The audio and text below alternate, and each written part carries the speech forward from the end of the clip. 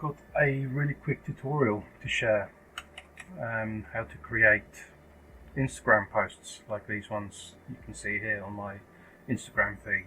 All of these are created by myself, minus the photography, using free tools, or at least freely available software tools.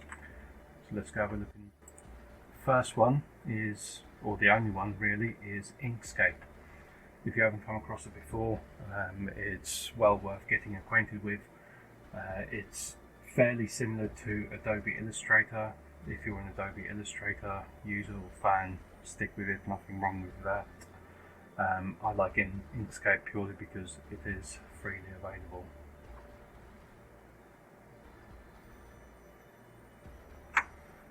So go ahead and download and install it. I've already done so, got it open and running here, so I won't be doing that.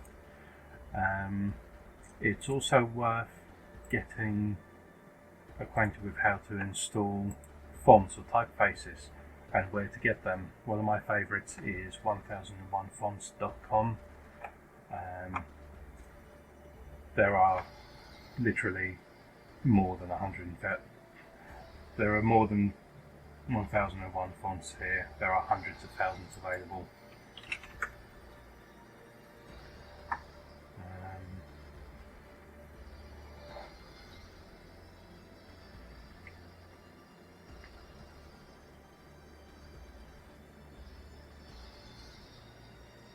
There are hundreds of thousands of fonts available here. Search for anything, so if you want a handwriting style font, just search for that and you'll see there are plenty of options available. The majority of these are free to use, as indicated by the icons next to them. Free to use for commercial if it's green, free to use for personal use if it's pink or red, and there's the download button. If you download a font, it just downloads in a zip file. Simply open it, open the font file and install it if you're a Windows user. Once you've got your fonts installed, you probably want to find something to put on this post. I'm a big fan of Gary Vaynerchuk, so I've picked a quote of his here. No matter what you do, your job is to tell your story. So let's copy that, get rid of that, go into Inkscape. First of all, let's paste the quote in there. By default, Inkscape picks a random typeface, which is usually one that you probably don't want to use. So for now, let's just pick one that's actually readable. Yeah, Cairo will do. Make it bigger so we can see where it is. Lovely.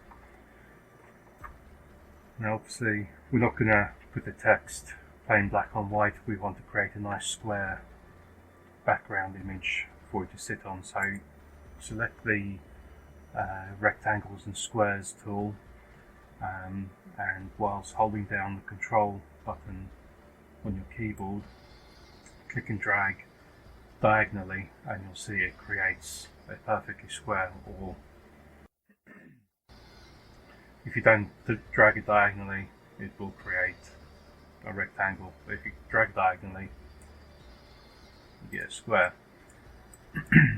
So start with a base color. This dark purple is fine to begin with, and to get fade effects, the idea is to layer these squares on top of each other. So just going to copy this one, so Control C to copy, Control V to paste. We'll give that a sickly green colour. Now we want to play around with the fade of the colour in this rectangle, so if you press Control Shift F for the fill and stroke options,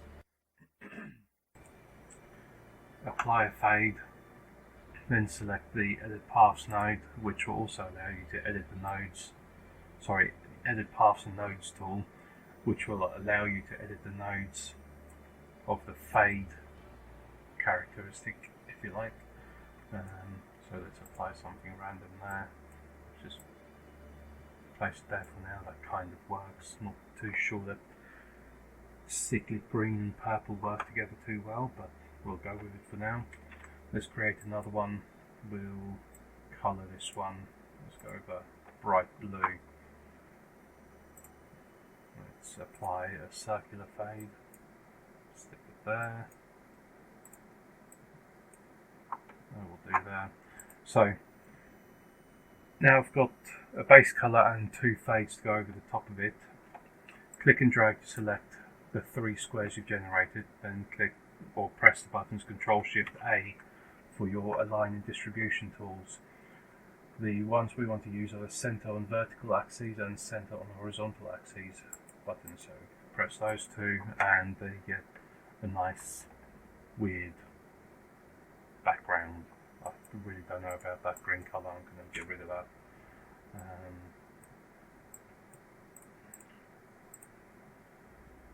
And let's just edit this blue layer as well so it's a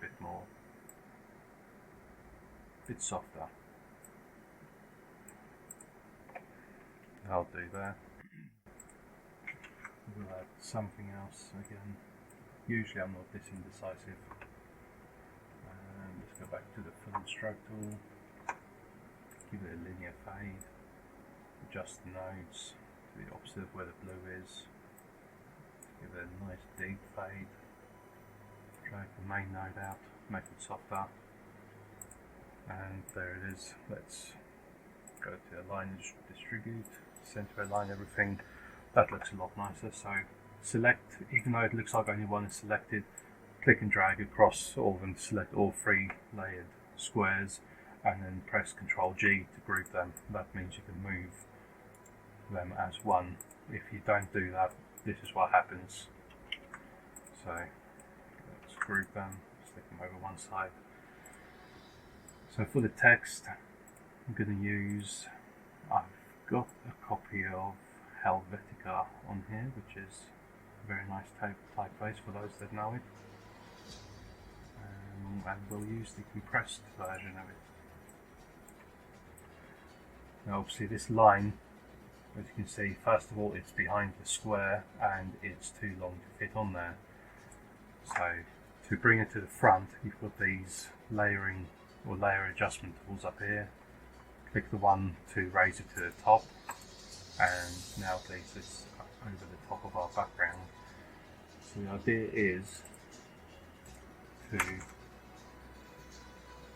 chop the text into lines so that it will fit one way or another onto our background square. From the select tool, if you double click on text, it automatically selects the text tool, and then from here you can also adjust the line gap using the baseline spacing tool up here, setting even. So let's just vaguely size that to sit there. Actually, we could even go for, let's go for a center line. Sometimes it's worth playing around to see how you chop the sentence or the words, just to get it to fill out the background a bit better.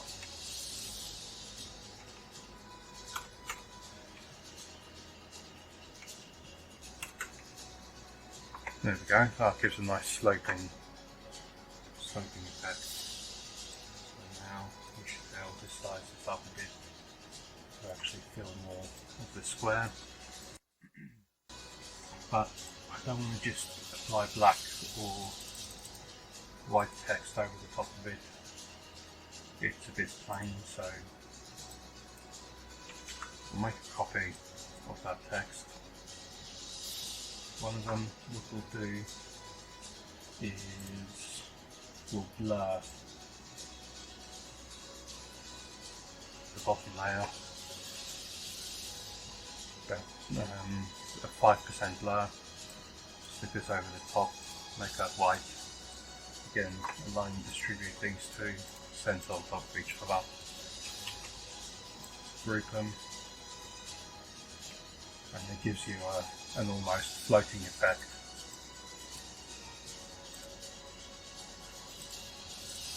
I want to center it. No, sorry. It works well sitting at the bottom. So now to export it, click and drag across all of it to select the entire image. Press Ctrl-Shift-E for your export tool. Give it a size above, give the width and height a size above 1000 pixels. They are linked together, so if you change one, press tab, the height will change automatically. I've just noticed there's a bit of white overhang there, and that's fine, we can sort that out in a minute. So click on Export As. It's going to ask you where you want to save it. I'm just going to save it on the desktop for now. Give it a name that's memorable so you know where to find it and what it's called. That does not save the image. What you then have to do is click the Export button there. So now we've exported this as a PNG image. Let's go to the desktop where I saved it. I'm going to right click and edit. That opens it up in Paint for us, and you'll see at the bottom here is some white space which we're just going to get rid of. So you'll see the pixels are now 1050 by 1050, so it's a perfect square. Press Ctrl S to save it, and there you go. There's a nice looking Instagram worthy, inspirational or motivational quote post.